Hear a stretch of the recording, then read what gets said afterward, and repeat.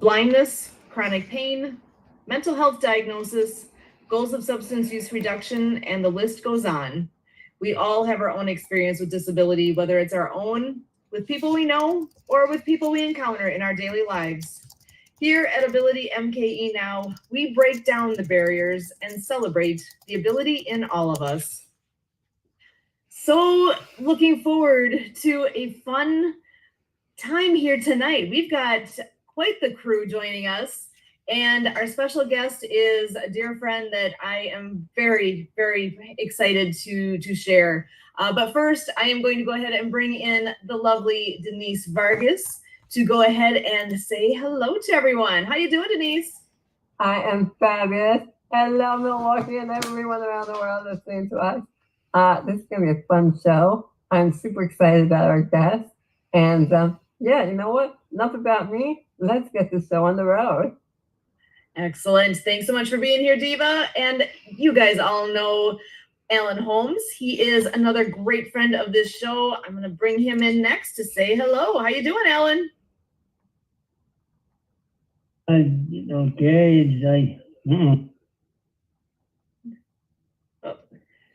I gotta stop muting myself. Well, good evening, Milwaukee, and around the world. As Beaver said, Alan Holmes, Mass Connector, honored to be here. I know we have a super guest, so I'm gonna stop talking now because as a veteran, we are so humbled to just be part of this incredible show. Back to you, Susie. Awesome. Thank you so much for being here. I have the honor of bringing in the founder and president of Project Die Hard, Brian Gibson. He is joining us today from a little ways away. He is not a Milwaukee native here, but he is from not too far away originally. He actually comes from, originally born in Traverse City, Michigan. He was born into a Navy career family and raised all over the United States. He had joined the Army, where he served for 26 years as a combat medic and retired in 2016, and now is calling his home to be Kentucky. So we are so glad to have Brian joining us here today. He's got a pretty amazing story, and I'm actually very proud to be able to say I am an ambassador with Project Die Hard. This is an amazing organization that has the heart of so many. You'll know more as you hear more here, but Brian, I'm going to go ahead and bring you in, say hi, and give us a little more background scoop on who is this guy that I'm bragging on. How you doing tonight, Brian?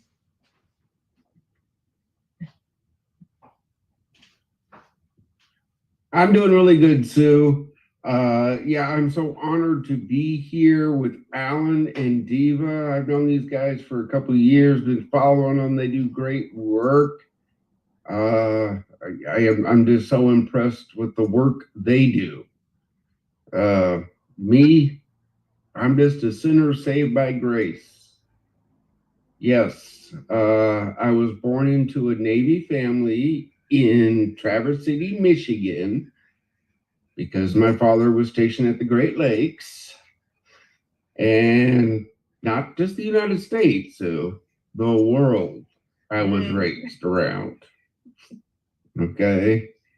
And then my father's last duty station was in Seattle, up in Bremerton at the Ghost Fleet. So that's where I graduated high school and where I joined the Army. I went to basic training at Fort Jackson, South Carolina. And I went to my advanced training at Fort Sam Houston, Texas, home of the Medical Corps in the United States Army. Actually, we train all the medical corps there at Fort Sam. We have Navy, Air Force, Marines. They take theirs from the Navy, but we train them all there. Yes, I did serve for over 26 years. I've been stationed in Germany, loved it. South Korea, not so much. And again, multiple places, because if you do the math, we've been engaged in a few places over the past 20 years. Okay. I was a combat medic. I've seen the worst thing that man can do to man. I self-medicated with alcohol until the point where I had a 45 in my mouth, ready to end it. And then God saved my life. How, people ask? A phone call from a veteran inviting me down to a church outing. That's where the pastor there actually saw something was wrong with me, and he took the time to listen.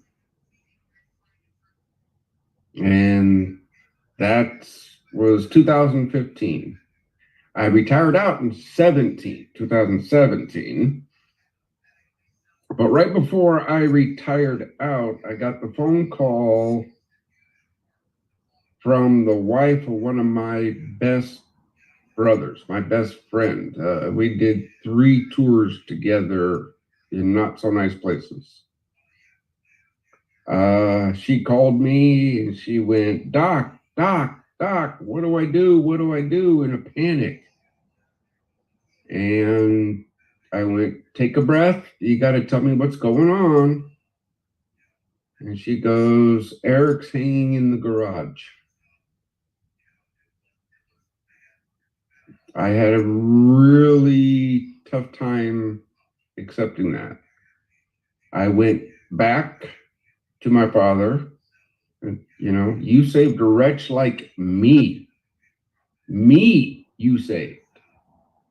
For what reason did you save me?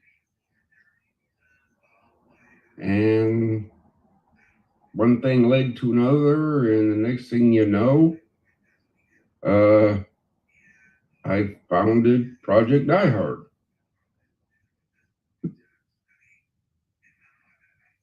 That's me in a nutshell.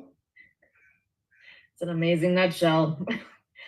Your story is one I've heard before, and every time I hear it, it's like it's grabbing. It is something where there's so much there, and the reason Project Die Hard exists is because of this prevalence in America here with our veterans, that suicide is ridiculous with how many of our veterans are losing their life to suicide.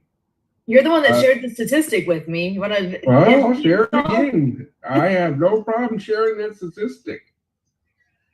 According to the last census, 2020, 6.4% of America's population is made up of veterans. But, pay attention, folks. Veterans make up 57% of every suicide in the nation. Let that one sink in. 57%. So more than half of all suicides taking place in America are veterans, when veterans only make up a little more than 6% of our entire population. So yeah, way out of whack. This is a number that is unacceptable. I mean, any suicide is one too many. Agreed. Any suicide is bad. I'm in a total agreement with that. Every suicide is bad. But I have to concentrate on my brothers and sisters. Okay? I do. And that's what I concentrate on, because I know what they need. There's been other organizations, suicide prevention, and they do great things, but they handle young adults. They handle divorcees, they handle, right? I'm the one that's diving into the veteran numbers. So with Project Die Hard, tell us a little bit more about what specifically is Project Die Hard. And if you want to share a little bit too about the location in Makanda, Illinois. Okay, Project Die Hard is a faith-based, scripture-led veteran nonprofit. Okay, we are a true nonprofit organization because we don't waste money on advertising and frivolous things. Project Die Hard was started in 2018 with the goal to place a facility right here where I live. And we did everything on the up and up, got our nonprofit status. And then 2020 hit. We all know what happened in 2020, okay? We don't need to beat that dead horse.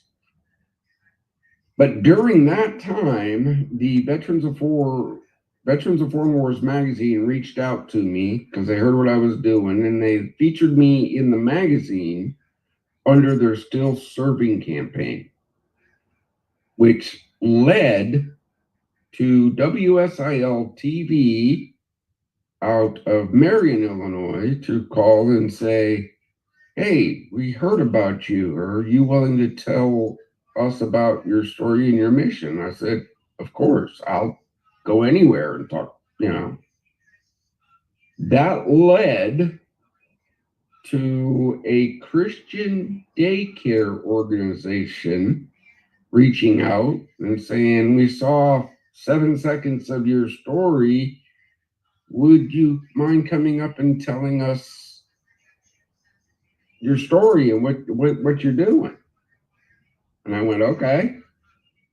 Got the date and the time. They gave me the address, and that's when I went to my wife and said, hey, where's Makanda, Illinois? I didn't know Illinois had a wine country. Ooh, I didn't either. So I go up there and meet them, and they take me through 20 acres and a 10,000 square foot building that used to be a daycare. Yeah, it had all the little toilets in it, all the little sinks, all the little stuff on the walls. They said, we have been praying for 10 years, because that's how long the daycare was shut down, on what to do with this property. And they said, could you use this for your mission? I went, of course we can. But there's no way we can afford this.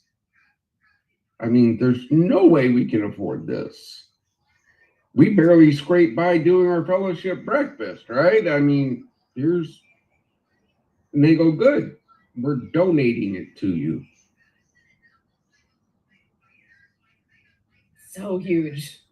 Pivotal. Pivotal. Well, fast forward here, November 2023, we opened the facility to in-person events. So I'm putting the call out. If you have a ministry or a nonprofit organization that needs a venue in Southern Illinois to host an event for veterans, reach out.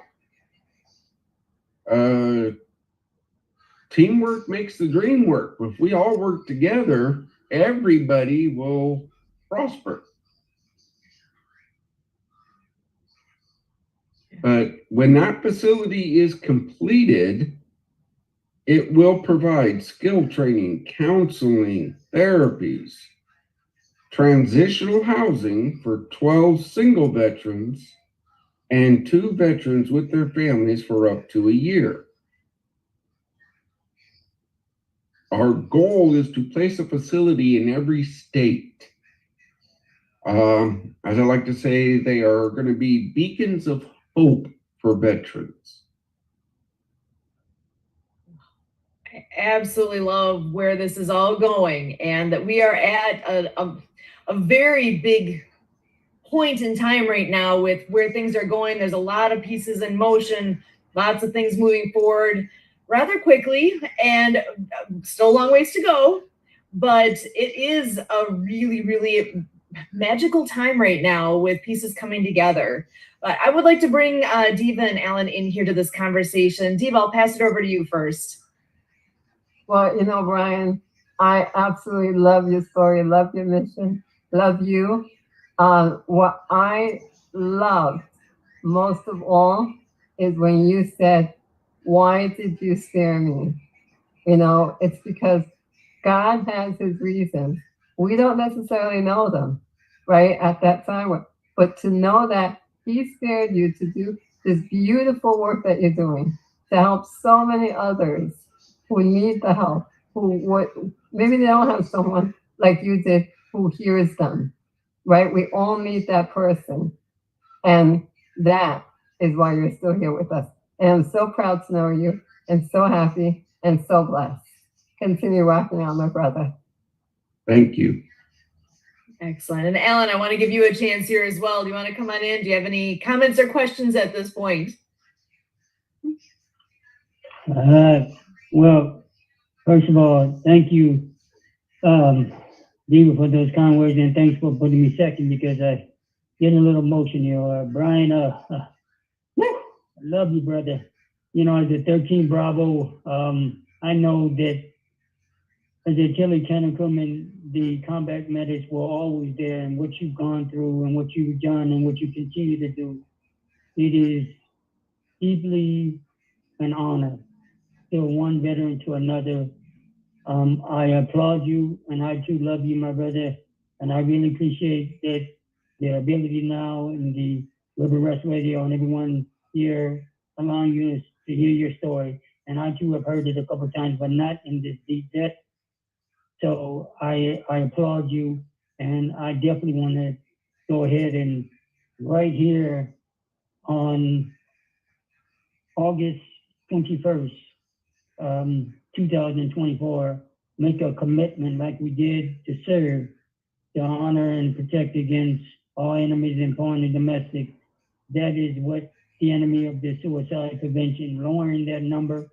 And please make sure that get that flyer out. So when I'm having my conversations, I want to make sure that I say it with respect and honor and to get the right so we can get those in every state.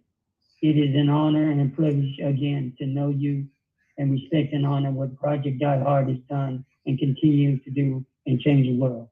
Back to you, Sue. Thank you so much for allowing me to be a part of it. Awesome. And we appreciate you so much, Alan. All the connecting that you do and the service that you've given as well. You are appreciated more than you know. Gosh, there are so many pieces to all of what's going on with Project Die Hard. I wonder, Brian, if you could share. So the location in Illinois is named for a certain reason. Can you talk a little bit about how it is named? And it is named in honor of Sergeant Courtney Rush of the United States Air Force. She lost her fight to the demon of suicide. She never saw combat. She was a crew chief on an aircraft.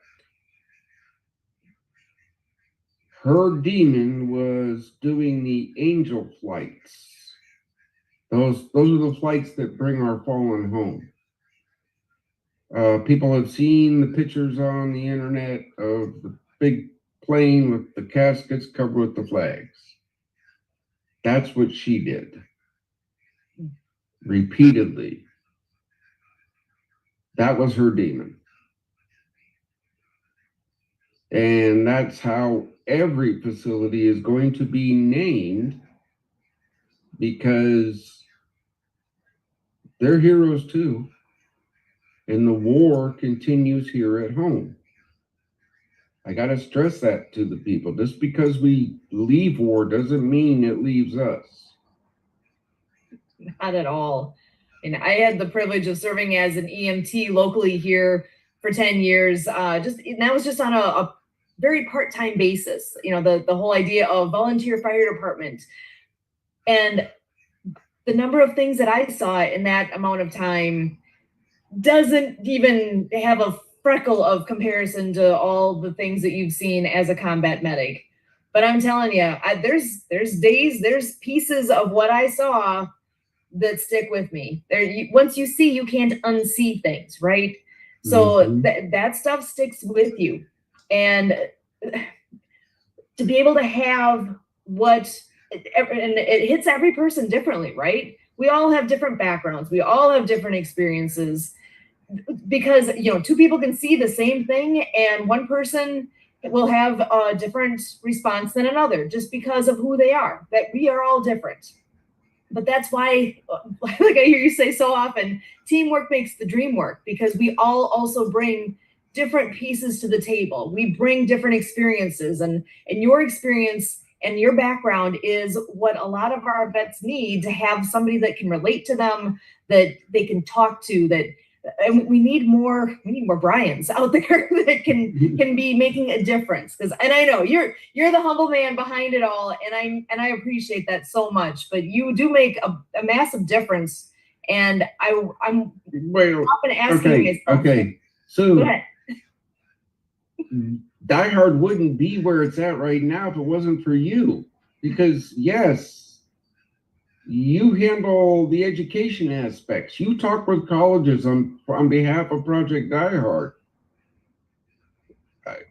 I can't do that. I really can't. That's not my forte. The whole idea, and that's where we are growing the team. We are actively looking for people who have an interest in what's going on that we're talking about here. And this is why I love being able to share out what the mission of Project Die Hard is. And there are people out there that are going to listen to this and say, whoa, first of all, thrilled to hear this exists, because obviously it's needed. And maybe I need to pay attention to what is all going on around me, because we all know vets. Honestly, there are people that I've learned well after the fact of, oh, you actually served in the military. I did not know that. This is an excuse to have conversations. Well, as I tell people when I'm giving this presentation to organizations and stuff, you've seen the guys walking around, the girls walking around with the veteran hat and veteran shirt, right? When you ask them, hey, how's your day going? That's a loaded question. Because you might be that voice they needed to hear at that moment in time. So don't be afraid to say it, but be ready when they say, well, you got time to sit down and talk? You might be, as the person asking the question, you might have been that person they really needed at that moment. Yeah. We all have days like that, right? But again, I think back actually last Christmas time. I remember through the holidays and leading up through the holidays, one thing that I heard from you over and over, and I appreciate this, the whole concept of check your vet. Talk to the veterans that you know. Check in on them. How are they doing? Yes, that is our annual program. We started around Thanksgiving. We punch it all the way up through New Year. It's check your vet, because every year we get a spike in that veteran suicide number in the holidays. Well, it's a spike. So we got to amp it up during that time to say, hey, check your vet. Check your vet. You don't got to wait till the holidays to do it, though. Check your vet. Reach out. Y'all know one. Say, hey, what's going on? Everything all right? You know, don't be afraid to ask the hard questions. I have phone calls where I'll literally ask the veteran, are you going to hurt yourself? Are you going to hurt anybody else? Those are hard questions, but somebody needs to have those conversations. You got to ask, because asking might snap them out of it. For them to have it asked of them, and they actually have to have a different thought process of answering that is huge. That can make a difference. Don't be afraid to have conversations. No.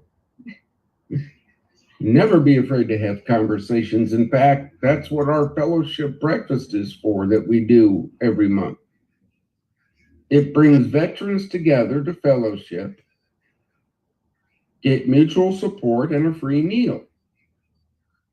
Now, we invite everybody to come break bread with heroes. Last year, 356 veterans got a free meal. Last month, 24 veterans.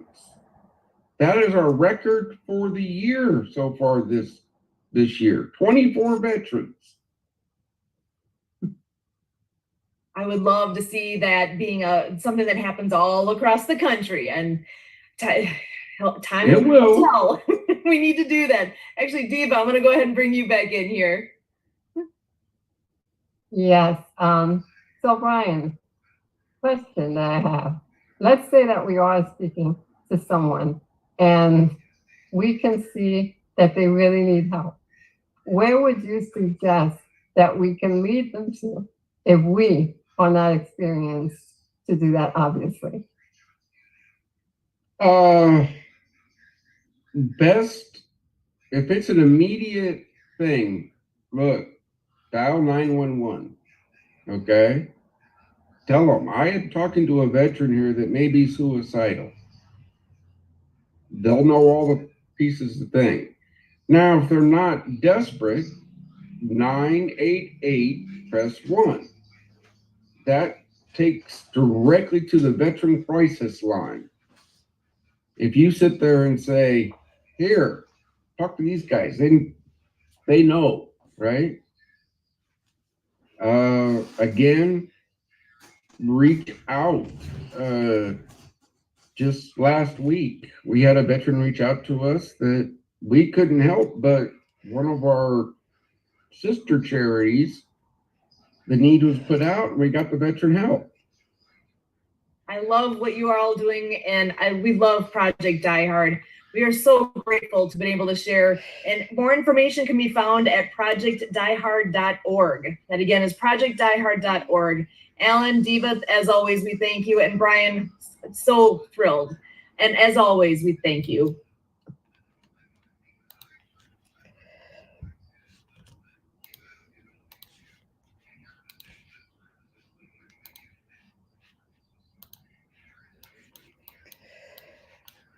All right.